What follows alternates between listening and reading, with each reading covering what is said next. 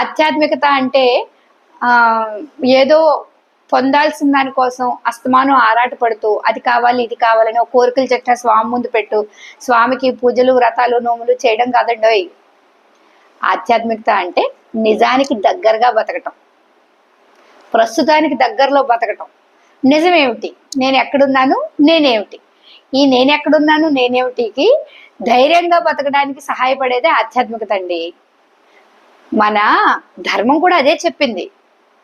నీ పని నువ్వు చేయగలిగితే, నీ పని నువ్వు చేస్తూ ఉంటే, నీ పని చేయడానికి నీకు చేయడానికి కావాల్సిన ధైర్యం ఏదైతే ఉందో అది ఇవ్వగలిగేదే స్పిరిచువాలిటీ. అదే మనకి బలం, అదే మన సిలబస్. మనం టెక్స్ట్ బుక్ లేకుండా పరీక్షలు ఎలా రాయలేమో అలాగే స్పిరిచువాలిటీ పరమాత్మేంద్ర ప్రేమ భక్తి లేకుండా మన జీవితాన్ని సాగించలేం కదా. ఆ ప్రేమ భక్తి ఉంది కదా అని మొత్తం అంతా వచ్చేదండో.